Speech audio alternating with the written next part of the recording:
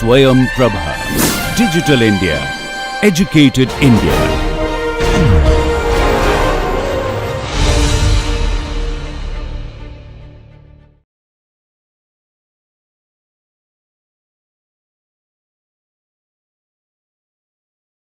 So, now we have talked about significant discussion on carbon capture.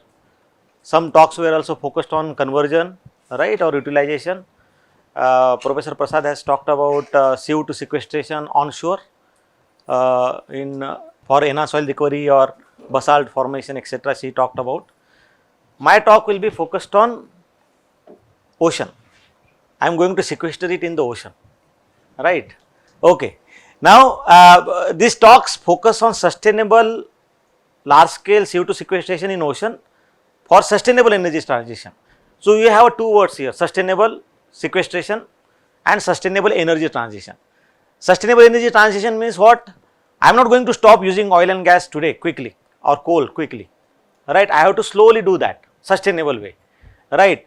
How much time it is going to take? That depends upon how much energy that we are going to consume and how much we are going to get it from other sources, right? That I am not really going to worry about right now. But that is what called as sustainable energy transition. You have to sustain slowly, go away whatever, people say we are going to go away from fossil fuel, whatever it is. So, that is the sustainable. Then sustainable CO2 sequestration. I want to sequester CO2. So, there have been, always critics whatever we do. People say onshore, if I sequester it, what will happen under seismic activity? It will leak from the onshore reservoirs. It may come in the environment, suddenly it will increase the CO2 concentration and it may affect the environment at a smaller scale, right. So, still the industry is well educated right now that they know where to sequester, how to sequester, now how safely it can be sequestered onshore, right. However, there is also another opportunity which can provide significant location for large scale CO2 sequestration in ocean, right. Ocean is everywhere, all countries has ocean, almost everywhere we have surrounded by. Now, so we are talking about the CO2 sequestration pathways. So, I have discussed already in the previous class and Professor Prasad also discussed that we can do that onshore and offshore, right. Now, I am going to focus mainly on the offshore part, how it is very attractive location to store CO2, large amount of CO2. Now, this I have already shown that we have various technologies available on the basket and many of them are in a TRL 9, some of them are in TRL 6, 7, 8, right. Ocean sequestration was recently developed, is being developed and it is now moving forward towards TRL 9. Now, going forward, I can show you that how this is possible. How can I do that in ocean? Oil and gas industry is quite active in ocean environment, so they have been producing oil and gas in many of these fields across the globe, right. So, I can specifically do that using ships. I discussed that in one of my early class that you have a transportation requirement, pipeline ships, etc. And you can also utilize existing oil and gas platform to really inject carbon dioxide into the ocean, specifically in the saline aquifers or even oil and gas reservoir or in a different form, which I am going to discuss, right. Now, how it is going to work? There is a good amount of science that goes in. You have to understand the science behind this and then comes about after technology. So, first I am going to discuss about the science, right.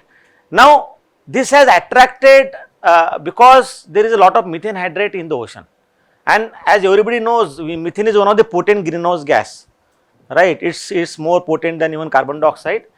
However, one can see that methane has been produced in the ocean environment significantly because of thermogenic seepage from downward, or it has also been produced because of biogenic methane. Biogenic means organisms being producing methane significantly over millions of years, right. Now, if that methane would have come into the environment, we would not been possibly have a life on the earth, right. However, Mother Nature has taken care of that by sequestering or capturing that methane right at the bottom of the ocean in the form of hydrates. Now, I am going to discuss what is hydrate, right. So, lot amount of hydrate, methane hydrates are available in ocean.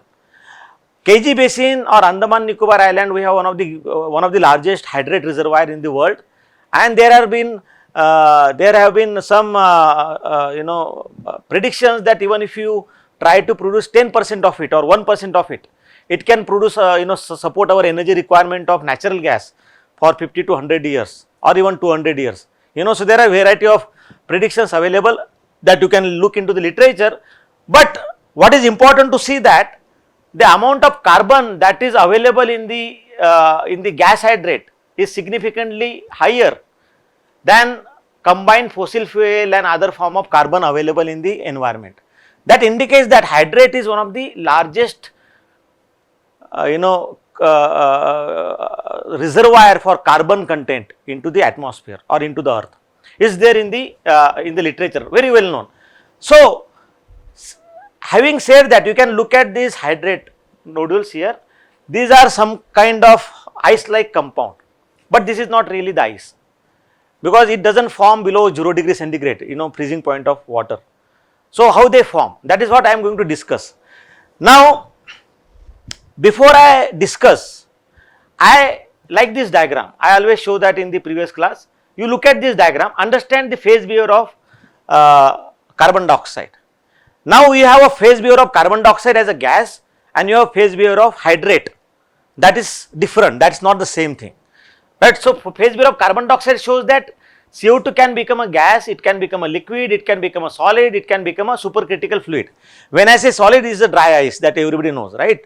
And then this is a supercritical condition, 300 degree Kelvin, and this is about close to 100 bar, so that is about 1500 psi, and that's about 27 degree centigrade, right? That's a critical point.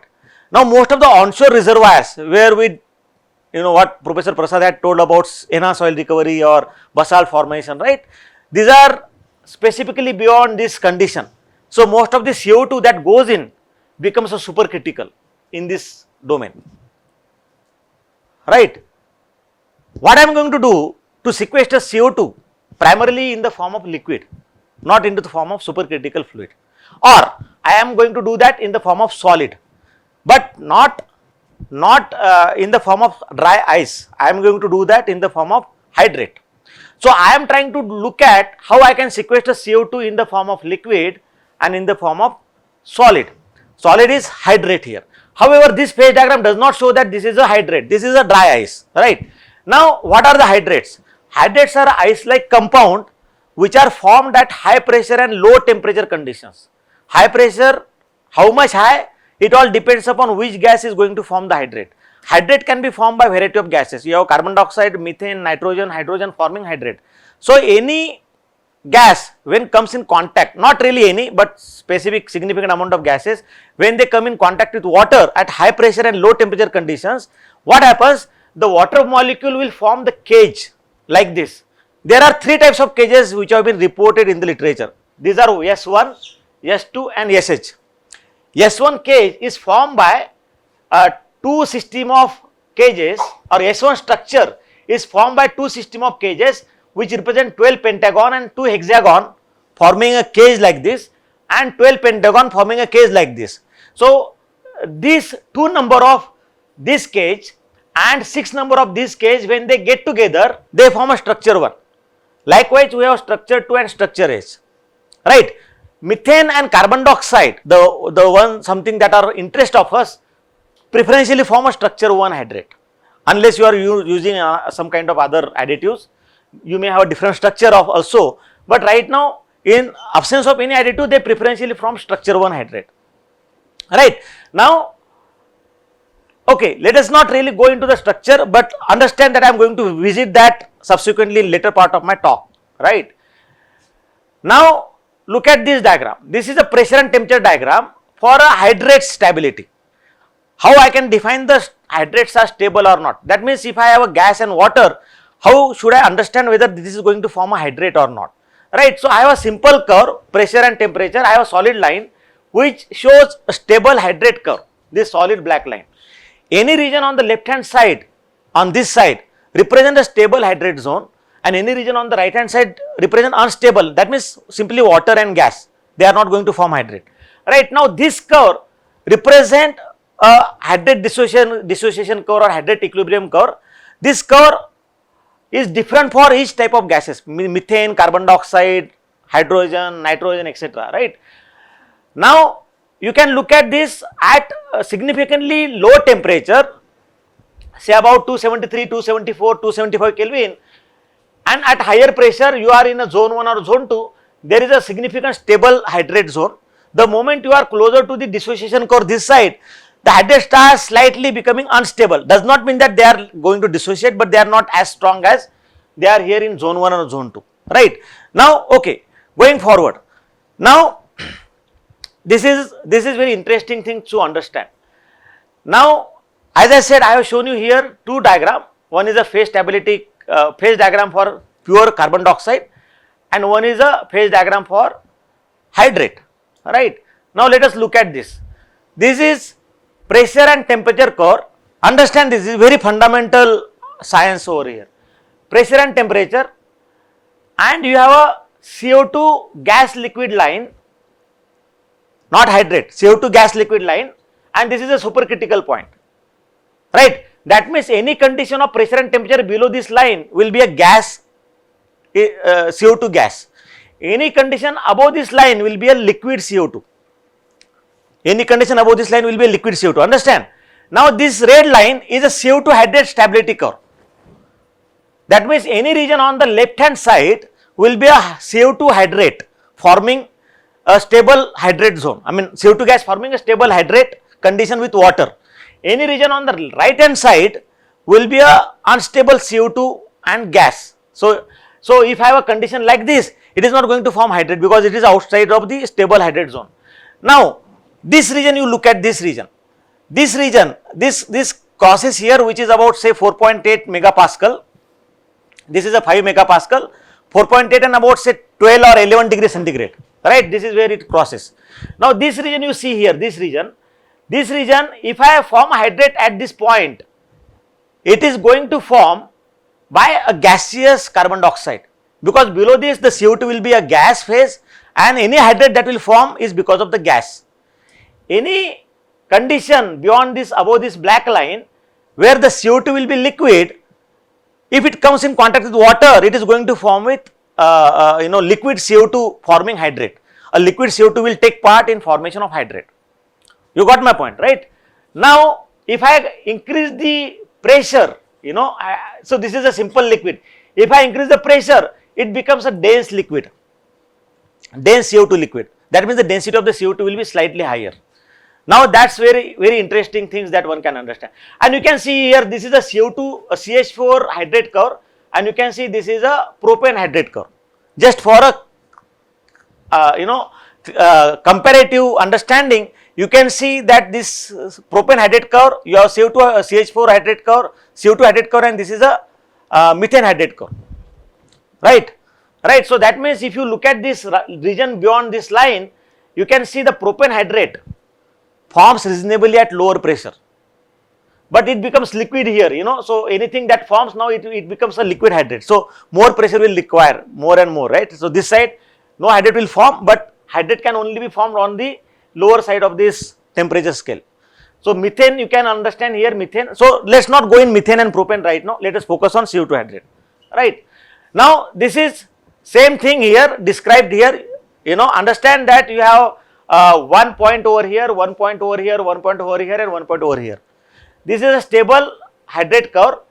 Point B prime and B indicates that these are in the hydrate stable zone, and point C and D, and that this one here indicates that these are in unstable zone. That means they are not going to form hydrate. That will be mainly CO2 and water, right. Okay. Now, going forward. Now, let us think about, now I have to inject that CO2 into the ocean. Now, this is the water. I am just putting a pipe into the ocean. You may not like this, and I will also not like this, but let us understand the science behind it. I am not really going to inject into the ocean, but to understand how it works, So if I do that in a ocean, let us say I have a pipeline laid in, I want to inject it into the ocean environment. Now, this is a temperature scale, this is a ocean depth, and this is a pressure, corresponding pressure, hydrostatic pressure, right. Now, this is a thermocline. Thermocline is a temperature profile into the ocean. This is a thermocline. So that starts somewhere about 298 Kelvin, assuming 25 degrees centigrade, and that goes lower and lower. that somewhere say about 1200 meter from the ocean depth, that is somewhere about 278 or 277 Kelvin, that is about 4 degrees centigrade. This is for the Gulf of Mexico data that we captured from the literature. Everybody is understanding, right? Now, if I want to understand the corresponding pressure at certain depth, let us say P1, the corresponding depth is 100 meter, and at P1 corresponding temperature I have to go this side and read the temperature which is 292 degree Kelvin, right? I can do that for P2, about 300 meter, temperature is not this one, let us not go on the vertical side, go on the horizontal, read at 287 Kelvin. Similarly for P3, read is like 281 or something, P4 it is 278, and P5 which is close to 277 Kelvin. I have to read that through the thermocline. The depth I can directly look at pressure, kilopascal, or say 2 megapascal, 4 megapascal, 6 megapascal, 8 megapascal, 10, 12, 18 megapascal as you go down, H rho g, right, roughly. Now, understand that if I want to inject carbon dioxide at this zone, now this blue line I have plotted for a CH4, this one, there are so many blue, two blue lines, but let us look at this solid blue line. This is a CO2 plus saline water hydrate. That means if I want water, if I form CO2 hydrate in a salt water, which is a 3 weight % of NaCl solution, close to TDS of seawater, 30,000 ppm, right. So, this is a phase stability curve for CO2 saline water hydrate. Look at this curve. Now, how should I read this diagram? Any region on the left hand side of this curve is a stable hydrate zone, and any region on the right hand side will be the unstable hydrate zone. Only focus on this line and this blue line, solid line. Now, at P1, will the hydrate form? No. At P2, will the hydrate form? No, because temperature is outside of this stable zone. Don't get confused. P2, stable hydrate will not form. P3, will the hydrate form? Yes. Close here, somewhere here, it is going to form hydrate, right? Thermocline. P4, will the hydrate form? P5, will the hydrate form? Yes. Though it looks like this side, its temperature is 278, so hydrate is going to form. So, can you tell me what is the minimum depth at which CO2 will form the hydrate ideally? 490, I have already written here, 490 is the minimum depth that will where the hydrate is going to form ideally. Let us say 500 meter, not bad, 500 meter is reasonably okay, I can form the hydrate. That means ideally if I inject carbon dioxide at 500 meter, the CO2 should react with seawater and form hydrate. Now, hydrate formation is a stochastic phenomena, it is a stochastic process. So, we have certain solutions for that. We can augment the hydrate formation. Reasonably, literature shows that CO2 hydrate formation is relatively easy than methane hydrate formation, right. So, CO2 can form hydrate very quickly as compared to methane. So, 500 meter is something that is minimum height that I required to inject CO2 to form hydrate with seawater. Now, if I form hydrate, let us say I am assuming to form a hydrate, the hydrate density is slightly more than the seawater density, and therefore, it is expected that if hydrate is formed, it will go down, right. Okay, I am not going to form the hydrate because as I said, it is a stochastic process and it is not going to really quickly form hydrate. What if this pH will increase near bound, near the pipeline, near the zone, which I also do not want, right. pH will increase, acidic things will happen, So, that is not really a solution. Anyway, this is a good science to understand. Now, go forward. Now, look at this diagram. I like this diagram. Density versus temperature for carbon dioxide. This diagram, how to read? You have the temperature scale and there are isocores for 3 megapascal, 6 megapascal, 9, 12, 15, 18, 20, 25, 35, 40, so and so forth, megapascal, right. So, if I want to measure density of the carbon dioxide at say 60 degrees centigrade and 6 megapascal, 60 degrees centigrade and 6 megapascal, let us go up, and this is somewhere about 180 kg per meter cube, right. I can do that for 120 and 80 megapascal, 120 degrees centigrade and 18 megapascal, somewhere here. I can go here this side, somewhere 380 kg per meter cube. Now, sea water temperature, as I said, you go back this, seawater temperature say about 1000 meter, it goes to close to 4 degrees centigrade. 4 degrees centigrade. Let us see if my target zone is minimum 1000 meter. That means I should look at the density of the seawater, density of the carbon dioxide at 4 degrees C, right. So 4 degrees C is somewhere here at this zone. Now tell me at what pressure the density of the seawater will increase more than typical density of the water, which is 1000 kg per meter cube. Huh? No, that's too much. Minimum I am talking about. Minimum is 25. Look at the 25 and somewhere here 4. So it is going to increase beyond the density of the seawater.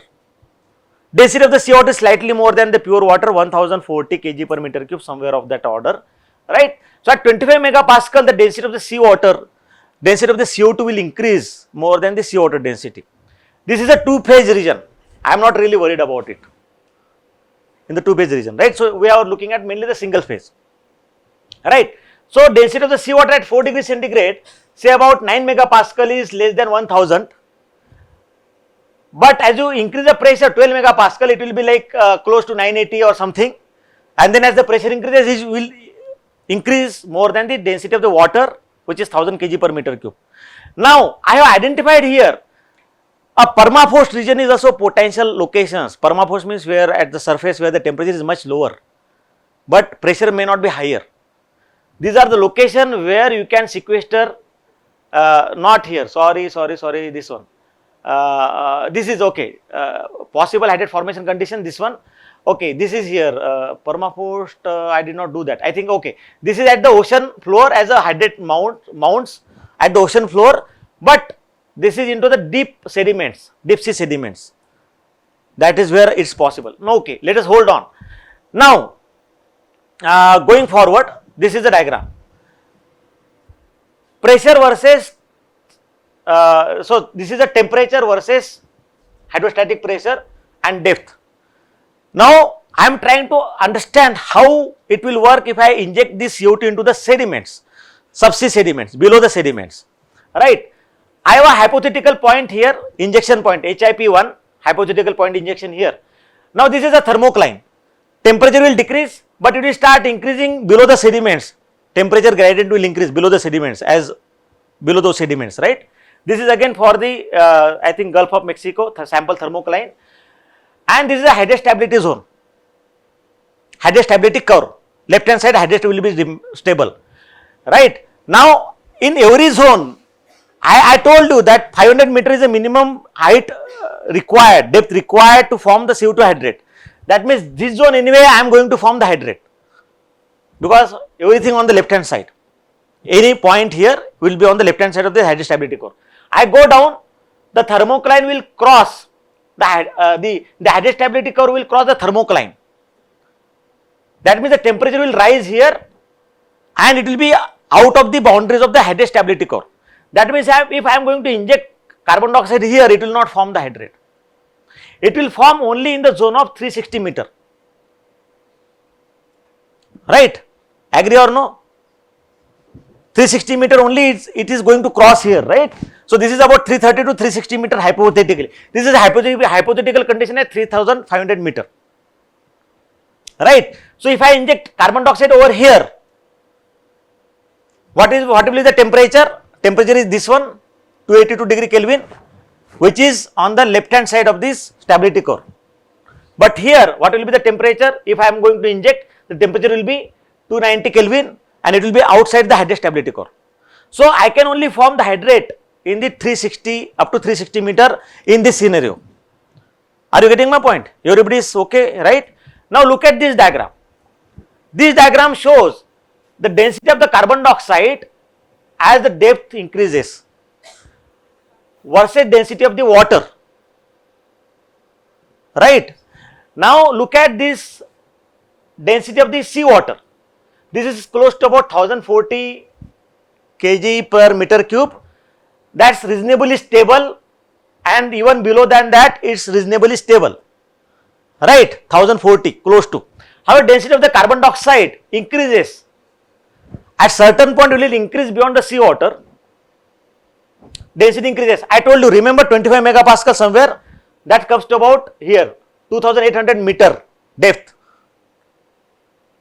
right? That's where the pressure of 25 megapascal will achieve, 25 to 28 megapascal roughly.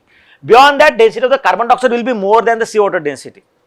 That means if I inject, I put a pipe, inject it at point Q1, it will be in the liquid state, but that liquid will be lighter than the water and the CO2 plume will rise, right? However, if I inject at point Q2, the CO2 plume will sink because the density of the CO2 liquid will be more than the seawater density. Everybody is with me, right? It will sink. Now, what will happen here? If I inject, look at this diagram. If I inject at this point HIP1, what will happen to the CO2 plume? CO2. If I am going to drill a well up to here and I inject carbon dioxide, what will happen to this carbon dioxide? It will be lighter than the water or heavier than the water? There will be a pore water, right? Even in the sediment there will be a pore water, the sea water primarily. It will be lighter than the water or it will be heavier than the water at HIP1. Can you tell me?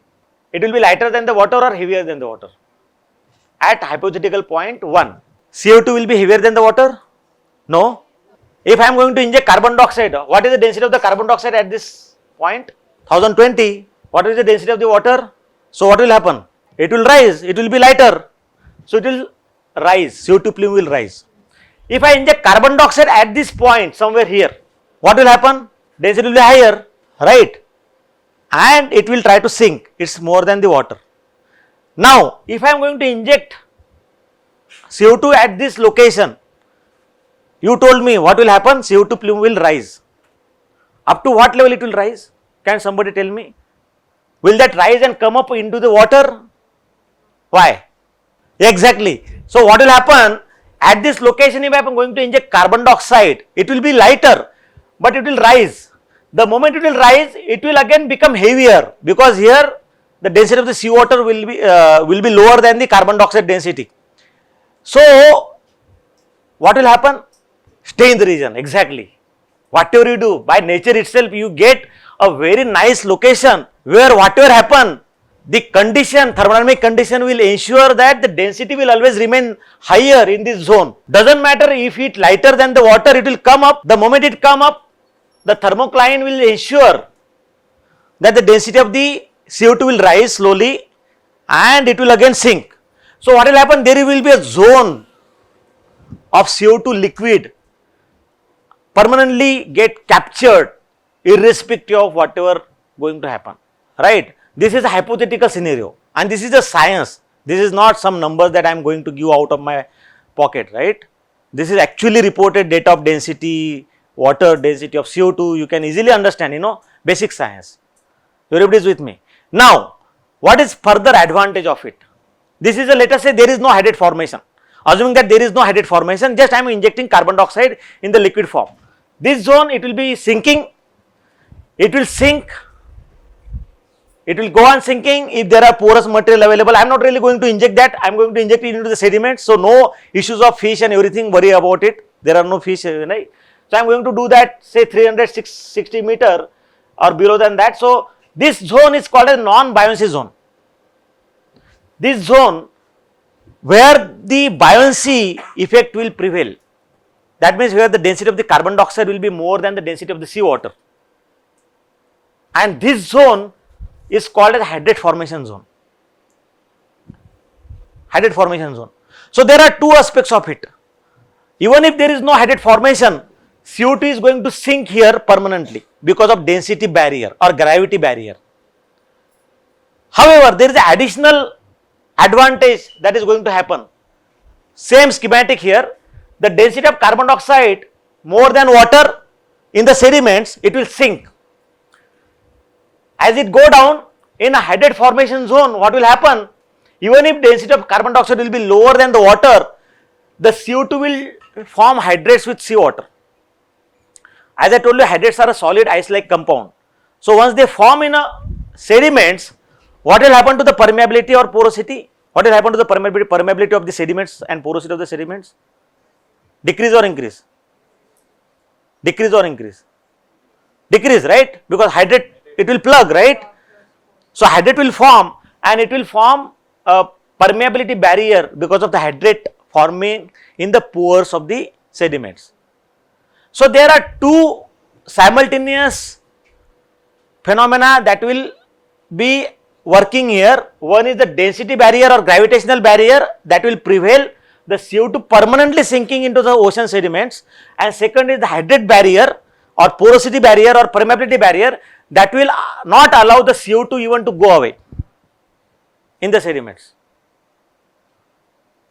So even if, see, seismic activity may happen, you have tsunamis, everything, but I don't think the seawater subsea temperature will rise that drastically, right? If you find out the location, there are trenches available, marine trenches where these are deep enough, where you can look at this. So these are, of course you have to look at the environment, everything, but these are very potential scientific location which shows that yes, that you can permanently store without really worrying about their this thing. Now this hydrate formation zone and non-buoyancy zone is being reported in one of the literature. I think I did not cite it here.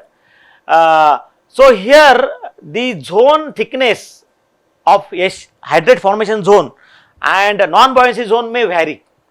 For example, based on the depth, say about 3500 meter, you can have a zone thickness of NBZ say about 180 meter, and hydrate formation zone thickness maybe say of this location maybe about 300 meter. So you can actually look at, say, at sample depth 3500 meter, how much is the hydrate formation zone thickness. This is a red line is now non-buoyancy zone thickness, which is about 180 meter, and this will be about 300 meter.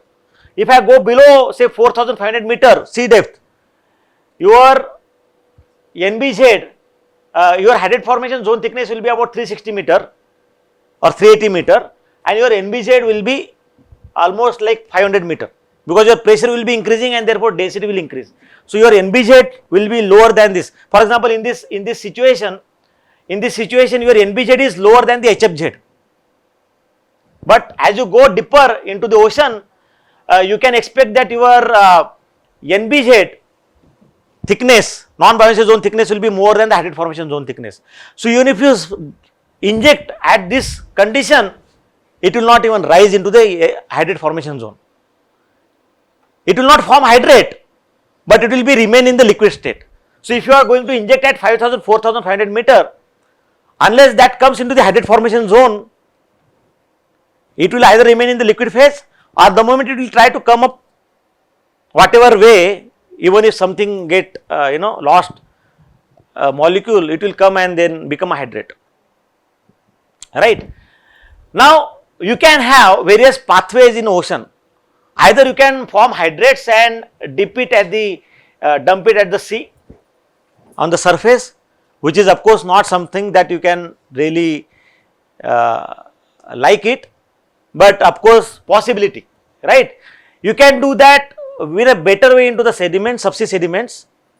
I told you the science behind it, that why it is favorable, environmentally sustainable. That's what I put the topic name as a sustainable CO2 sequestration. It's a sustainable way. And you can also look at the liquid CO2 pool. If you have marine trenches available which are deep enough, where the pressure is high enough so that you can have a liquid CO2 having a more denser than the water, you put it here in the liquid pool. Will that remain liquid pool?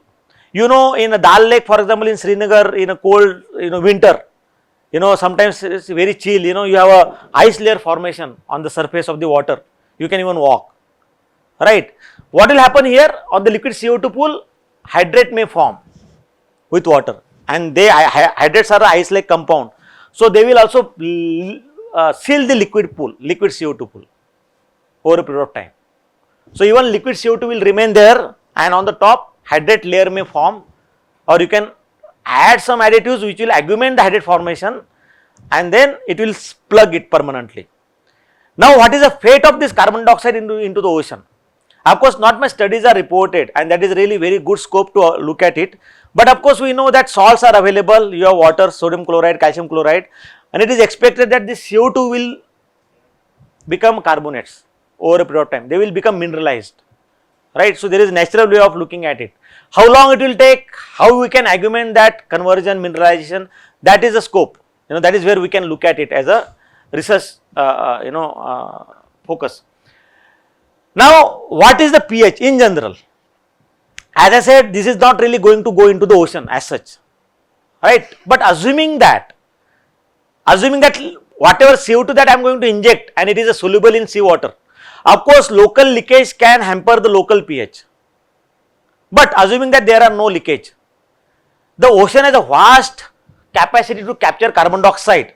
It is said that 190,000 gigaton of CO2 is required to change the pH by 2 units and about 24,000 gigaton of CO2 to change the pH by 1 unit. We are only looking at say 1,000 to 1,200 gigatons of CO2 to capture and sequester. Not all will go into the ocean, some will go into the onshore. So, we are talking about say 200, 300, 400 gigatons, which should not really affect the pH of the ocean, assuming that it will be soluble in seawater. That is not really going to happen anyway, right. So, the change in pH will not really a matter of concern. Okay. Now, we have done lot of studies in the lab. At IIT Madras, our students have been doing, we have been doing it, this is a paper that we published in 2014, long way, it is well cited now. We looked at carbon dioxide formation in a sample reactor, porous bed reactor using different types of sands. I am not really going to go in much details about the results part of it, but the effect of various sediments, sands, clays, bentonite, we have done studies on KG basin sample, we got it from Krishna Godavari basin, subsea sediment sample. We did studies in the lab scale to understand how the hydrate behaves, right. So, we looked at different sand, different type of size of the sands and understand how the CO2 kinetics will prevail, CO2 hydrate formation kinetics. So, we looked at understanding the liquid CO2 at 6 megapascal and 276.15 Kelvin, which is about 3 to 4 degrees centigrade, and pressure profile and temperature profile can very well infer. Which one? 276.15, so 3 Kelvin, 273.15 Kelvin is a 0 degree centigrade, 273.1, right. So, this 3 degree centigrade, close to seabed temperature, right. So, we can actually understand in pure water and seawater how the kinetics will prevail. We can see that the sediment size will also affect the hydrate formation kinetics, because you have more surface area available to liquid water contact and therefore, it can have a different kinetics in a different types of sediments. You can have sand, silts, clays, etc. available, and this is a studies that we published in this year fuel 2024, where we looked at the bentonite and seawater and surfactant, sodium dodecyl sulfate. SDS is used in less than 100 ppm or something like that. SDS is widely used in our day-to-day activities, so it is not really environment, it degrades over a period of time. It is not something that we are really worrying about as far as environment is concerned. So, we have carried out studies from the liquid CO2 and gaseous CO2 also. You can see that this is a CO2 liquid and gas and vapor curve, and you can actually form the hydrate. I am not really going in detail. I mean, if you want to understand this, come with me and I will discuss that separately in my lab, right. So, we can actually understand how the hydrate formation takes place at the lab scale, and one can really look at that 1% bentonite or 7% bentonite may have a different behavior, because more the bentonite, the first possibility is that CO2 get adsorbed onto the bentonite clay and then hydrate will form. So, you have a sudden pressure decrease. If you have more bentonite, if you inject carbon dioxide, it is possible that more CO2 will get adsorbed into the clays rather than quickly forming the hydrate. And then once pressure stabilizes, then whatever pressure available after getting adsorbed, that CO2 will form the hydrate. So, more clays may preferentially encourage the adsorption of CO2 into the clay particle. Now, that scientific study we have not really done it, but based on whatever we observed from pressure temperature profile, we could guess that. So, we can look at when low concentration is there, we can preferentially form hydrate from the liquid CO2. You can see that it is going into the liquid phase. And when we have the higher concentration of bentonite, then you preferentially from the gaseous phase CO2. The SDS found to increase the kinetics. You can see that this red line, all in bentonite clay, the kinetics increases. It is more than only the seawater or seawater SDS, right. So, kinetics increases. You have to increase the kinetics of hydrate formation. So, simple surfactant can augment the hydrate formation kinetics, right. However, we also observed that more surfactant may not be beneficial. Sometimes it may generate more foam and that may restrict the mass transfer into the molecule. So, sometimes more surfactants may inhibit the hydrate formation. So, you should have optimum concentration of surfactant, right? And some of these studies that has been done in the lab, you see this 7-8% bentonite in seawater and 1%. And this is a SDS, sodium dodecyl sulfate. You can see this is a more of fluffy like hydrate, because SDS is a foamy. So, whatever hydrate that formed does not get aged well in a short time. That means it remains like a snow which forms in the early days. No, it's like foam. And then as it age, it becomes solid, right? So, similarly, you can see this is a more solid hydrate in the absence of surfactant. When you have more surfactant, it may become fluffy. So, to understand the morphology, how the hydrate is going to form or something like that. So, something that always you do the lab scale experiments will tell you that how it is going to behave in the actual scenarios, right. Now, we also look at the rheology. Rheology is a science that tells you about the fluid flow of non-Newtonian fluids, specifically something that does not obey the Newton's law of viscosity. And hydrates are a slurry, when they form, they not necessarily form in a solid form. Of course, solid is there, but it is mixed with water and the sands and clays and everything. So, it is more of a slurry form, then it age, it becomes solid, right. So, you have to understand that if I am going to inject carbon dioxide into the sediments, sediments are technically loose, they are not necessarily very consolidated formations, these are loose formations, right. So, if at all what will happen, they roll over, if there are slopy regions available, they roll over, what will happen, right. So, we do not want to that. So, rheology plays an important role to understand. So, we carried out some certain experiments from liquid phase CO2. These are the conditions. So, use this pressure temperature diagram. This is a liquid gas liquid diagram, and this one experiment we carried out near the gas and liquid zone, and another experiment is primarily from the liquid phase carbon dioxide, because we want to understand the liquid CO2 interacting with hydrate, forming hydrate. So, how the rheology looks like, right. So, we have these various patents available, and we looked at it. So, you can actually understand that viscosity rise when hydrate forms. You can see pressure 6.5 megapascal, this is a red one, this is a blue one 6.5 megapascal, and this is a lower pressure which is a 3.5 megapascal. So, this is primarily into the gas phase or gas to liquid interface. This is primarily at liquid CO2. So, when the hydrate forms from the water, the viscosity will rise. Now, we can also look at from the dissociation curve, what will happen if I dissociate that hydrate at the lab scale. Of course, in the actual condition, you do not want to dissociate that, but it is better to understand how they behave. It has been observed that when you try to dissociate that hydrate, say we tried it from increasing the temperature, this is a temperature curve, you see that this is from about 275 to about 283 Kelvin, 23 degrees centigrade rise. We dissociate that hydrate and observe that viscosity will remain stable significantly until a dissociation points come. That means hydrate dissociate, stability point of hydrate comes, and then viscosity suddenly rises that point, and then it suddenly drops down to the zero, reasonably water viscosity. So, dissociation point at a near equilibrium condition, when hydrate dissociate, the viscosity suddenly rises. So, there is a certain phenomena that governs the viscosity rise near dissociation point. Anyway, that I am not really going in detail about that, but this has a significant understanding when we have this CO2 sequestration in subsea terrain like this, where you have this hydrate formation in a clay. So, we carried out certain experiments even with the bentonite clay, and we use some kind of promoters at a lab scale, which is a tetrahydrofuran, and we looked at the yield stress. Yield stress is a stress that is required to flow the fluid, minimum fluid. So, what we observed that when we use the tetrahydrofuran at a sample concentration, the yield stress has found to increase. That means, now if I add certain additives, not necessarily THF, but something else, that may possibly increase the yield stress. That means, hydrate that is going to get formed at the subsea condition may remain stable for longer time, because you require more yield stress to flow that fluid.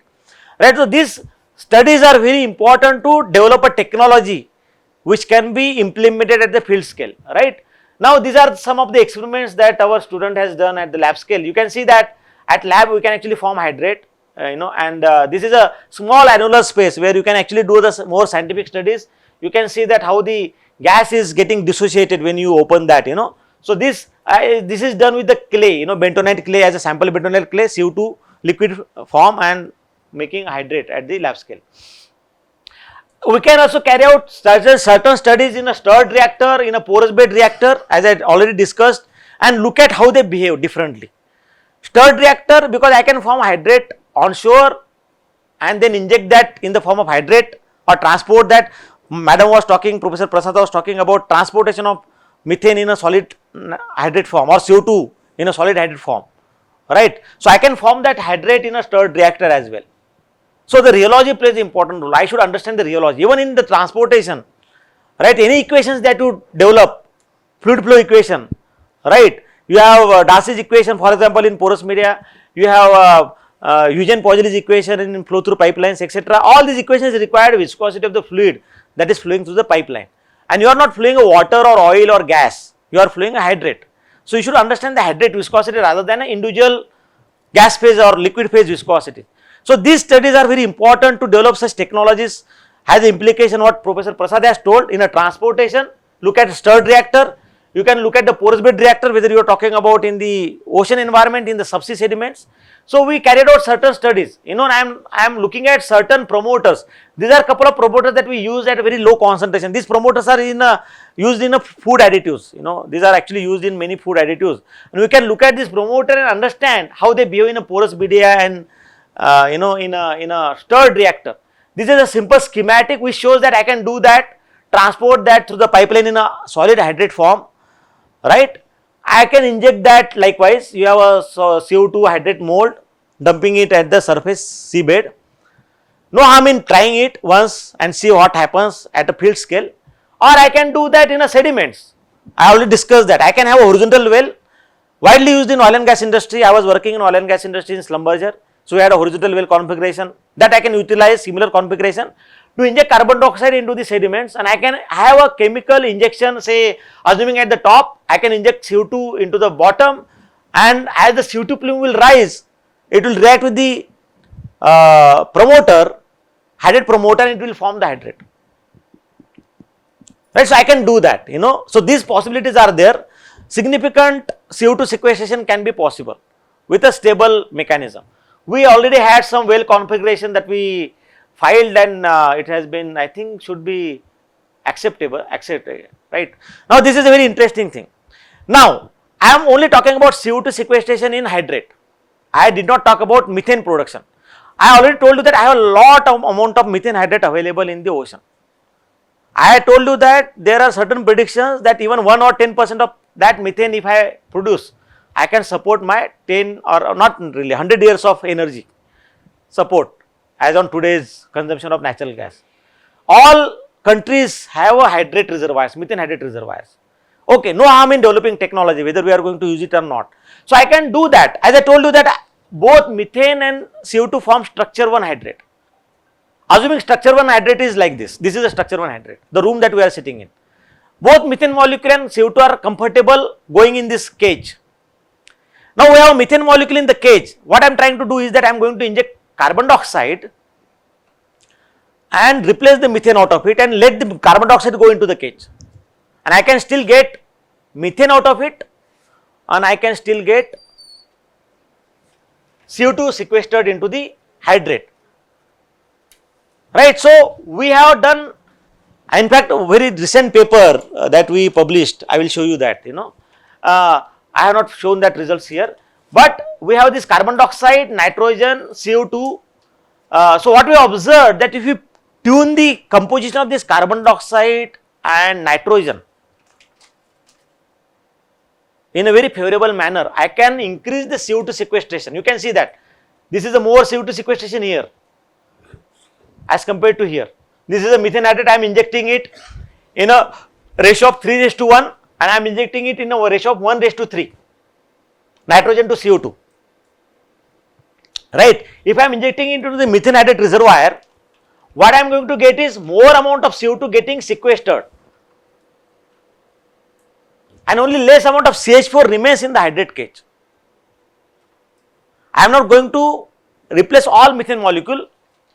There is a reason behind it, because in the structure 1 there are large structure and small structure. I mean, there are 2 large cages and 4 small cages, right? So not all methane will come out. So significant amount of CO2 will remain there, and if I inject nitrogen plus CO2 in a ratio of 3:1, still I can sequester CO2, but not as good as what in this condition. This paper we published in 2019, and then we started doing experiments.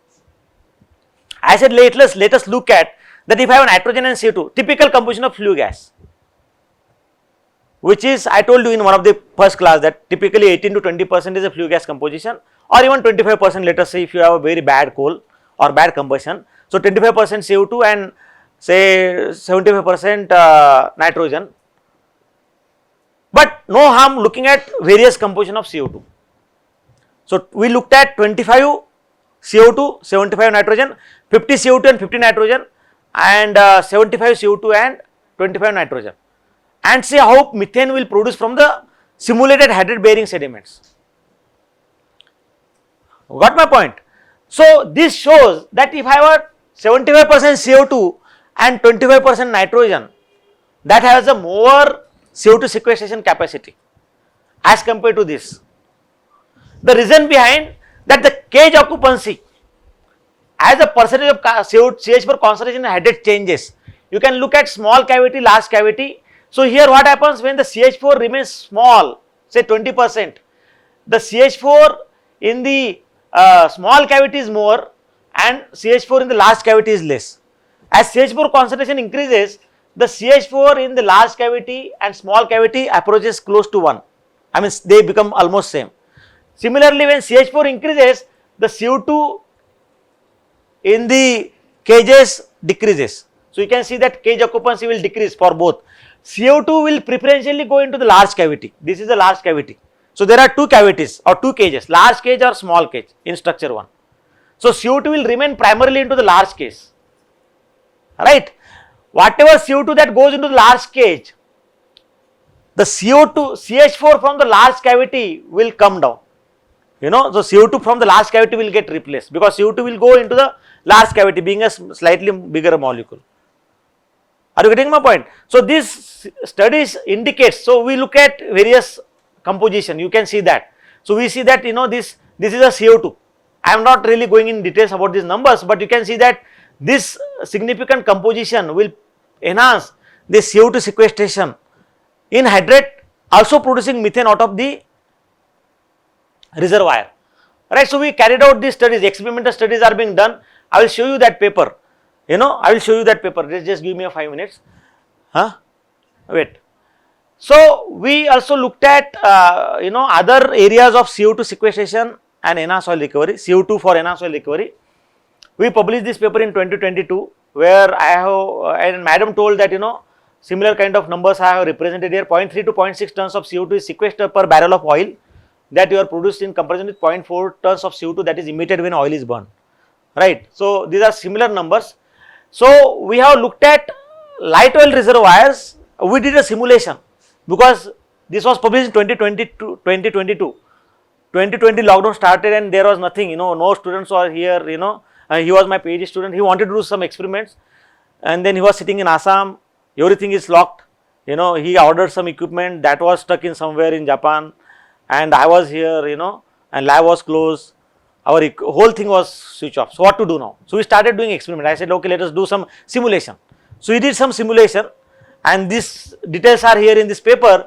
But you can look at that. We looked at light oil reservoir and heavy oil reservoir, depleted oil and gas reservoir, and looked at, based on the simulation, we observed that the supercritical CO2 sequestration, because you are talking about enhanced oil recovery, so here the CO2 will be in a supercritical form. So we observed that the light oil reservoirs are best candidate for CO2 sequestration as compared to the heavy oil reservoirs. I think Professor Prasad also had a similar kind of observation, right? So this matches well with what she also observed. that light oil reservoirs are best candidate as compared to heavy oil reservoirs. And and then we also looked at subsequently extension of that is a 2023 paper in energy fuel, where we looked at the water alternate gas or surfactant alternate gas injection, WAG and SAC. So we looked at water alternate gas, CO2 gas, and we also looked at surfactant alternate gas. Surfactant is again added with the water molecule, and we observed that when you have a SAG, you can see that amount of CO2 that is sequestered in along with the surfactant is much more than only the water alternate gas injection mechanism. So these are the simulation studies that shows that these are the 1, 2, 3 and 4 cycle, we use the 4 cycle simulation, and every cycle you can see that more amount of CO2 is getting sequestered as compared to simple WAG, water alternate gas injection. This is a schematic here, The advantage of water surfactant alternate gas injection is that it improves the gravity segregation problem. I mean, it addresses the gravity segregation problem. If you do not have the only water, I mean, of course water also helps, but surfactant more helps, because you may possibly generate in situ foam with the CO2, and they may provide a better advantage to address the gravity segregation, because gravity segregation may happen when the CO2 gas will go up from the reservoir, that will move up upward within the reservoir. Okay, so we looked at various other studies, I think Rajat had discussed, these are some of the studies that we are looking at it, subsurface CO2 storage, hydrogen storage, etc., methane storage as well, and we looking at microfluidic experiments at the lab scale. These are something that also says that, hydrogen reservoirs are also being found. These are, I have not seen this, but these are some of the studies available. This is New York Times, a worker detaching a probe that tests hydrogen half a mile deep in the ground in France. So they went looking at something and they found hydrogen reservoirs. Alright, so we do not know that whatever we are doing right now, what madam is doing geophysics for example, will still have a significant advantage in looking at hydrogen as a source of energy, right. So this is called as a white hydrogen, or also called as a gold hydrogen. So we do not know how much hydrogen is available in the reservoir. This is a well that I took it somewhere from CNN. This is a drilling operation for white hydrogen by natural hydrogen energy in US Midwest. I do not know whether it is true or not, right. So this is a surface hydrogen storage. People are also trying to store hydrogen in the underground. You produce hydrogen, let us say you have a lot of green hydrogen available, I can store that underground. Because hydrogen has a Z more than 1, always I told you, so you require more volume to store, right. So you have to either utilize it quickly or store it somewhere. Hydrogen storage is something that is also a next generation mechanism by which you can store hydrogen. This is a subsurface CO2 storage. I told you that Denmark to become a first nation to import and bury CO2 into the green sand project, and this is China's first CCS project to capture 40,000 tons of CO2, and this is a pipeline, oil field in Alberta comes. Denmark and Norway, they are doing it offshore sequestration also. Looking at this, this is some experiment that we are doing it into the subsurface CO2 storage. Rajat is doing that using microfluidic experiments and understanding that how the CO2 snap off happens, snap off and channeling of CO2 into the porous reactor, porous bed. You cannot see what's happening in the pore network of the sandstone reservoir, for example. So you can look at through the microfluidic experiment that how this phenomena actually helps. The snap off effect may be more helpful because you need to sequester more CO2, right. So snap off means that CO2 plume may break in a small chunk, so that they get trapped into the pore network, right. So some of these experiments are very important. We are looking at hydrogen deposits, etc. I am not really going in detail, but this is what it is, and I think I can show you that paper. Let me see. Yeah, so if you write this direct flue gas injection in hydrate, you get our paper. You can see this is published in very recently, August 9, 2024. So yeah, this is a paper. So what we said, so I told you that 2019 we published a paper that which we did a simulation, then we thought that let us do the experiments. Then lockdown started, then one student came in, Naneshwar. So this Naneshwar started experiments. So then his wife started experiments. He was also doing a PhD with us, both of them couple. So he left, he was PhD at IIT Bombay, he spent some time here. But then he said, oh sir, my wife will take care of it. Then she joined, then lockdown started, then she also left. Then I requested Siddhant, who came back after lockdown. So he started doing experiments. Then he was finishing his PhD. Then I asked Yogendra to do that experiments. So that way, you keep on getting these people to complete these experiments, and that's why we have so many authors here. But anyway, we wanted to do that experiment. So we started before lockdown, and then it dragged up so long that it's finally seen the light of the day. So this we propose that we can inject direct flue gas into the ocean for simultaneous energy recovery and CO2 sequestration in solid added form. So I can get rid of capture part. That's where I told you that if you look at the CCUS value chain, the majority of the cost goes into the capture, maybe $60 to $80 per ton. So we have to focus that if I get rid of that capture part at all, then I can significantly reduce my cost. So here we propose that we can, so these are some experiments that we did using as nitrogen and carbon dioxide, and look at the effect of different combination to see how the recovery of methane is increasing, using these combination. So this is a big paper available, but you can see that this is injected gas composition 3:1, this is a 1:1, and this is a 1:3. So we looked at different gas composition, and you can see that this is exchange days. Yeah, so what should I do? Gas phase dissociation. Okay, this is what I think, this is enough. This is enough to show that. So experimentally we found that if I inject carbon dioxide and nitrogen in the ratio of 1:3, the CO2 can be sequestered more. Of course, pure CO2 can have a better sequestration potential, pure CO2. But as I said, like getting a pure CO2 will be challenging. So I can still have so there is something that I am not going to discuss right now, keeping it intellectual secret, that how I am trying to go and look at towards increasing the concentration of nitrogen and CO2 and achieve that in a 25-75%, so that I can still get rid of my capture part and I can still sequester more CO2. Okay, thank you so much. Any questions? Of course, you feel free to talk to me later.